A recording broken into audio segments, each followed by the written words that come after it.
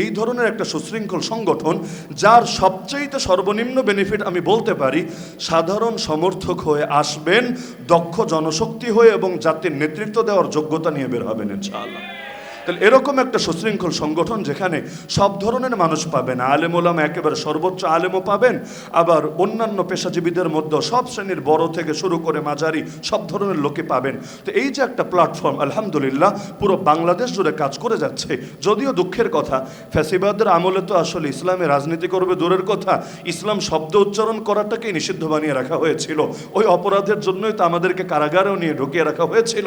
আলহামদুলিল্লাহ আল্লাহ যেহেতু একটা মুক্ত এবং স্বাধীন পরিবেশ দিয়েছেন, আমি দিলে মনে প্রাণে বিশ্বাস করি আগামী কয়েকটা বছর যদি আমরা এই খেলাফতের মিশনটাকে নিয়ে মানুষের দুয়ারে দুয়ারে যেতে পারি এবং প্রত্যেককে দিল খুলে মন খুলে প্রাণ খুলে বোঝাতে পারি, আমি আল্লাহ তাআলার কুদরতের উপর ভরসা করে বলতে পারি সেদিন বেশি দূরে না যেদিন বাংলাদেশটা হবে ইসলামের বাংলাদেশ, আগামীর বাংলাদেশ হবে কোরআনের বাংলাদেশ, আগামীর বাংলাদেশ হবে খেলাফতের বাংলাদেশ।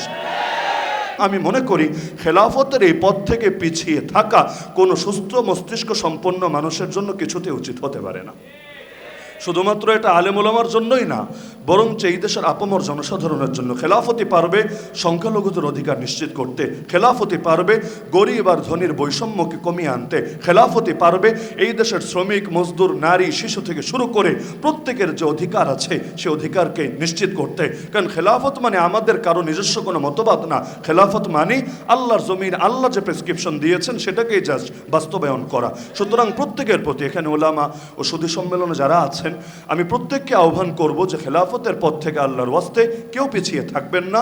আর খেলাফতের চেষ্টা করার জন্য কিভাবে চেষ্টা করবেন, আপনার কাছে অনেক পথে থাকতে পারে, অনেক ধারাই থাকতে পারে, কিন্তু আমি আমার অভিজ্ঞতা থেকে বলতে পারি আল্লাহ রাব্বুল আলামিন তৌফিক দান করুন, আমাদেরকে সেই সোনালী সুদিন দেখে যাওয়ার তৌফিক দান করুন, ইসলামের বিজয়ের কাফেলায় আমাদের সবাইকে শামিল রাখুন। আমিন।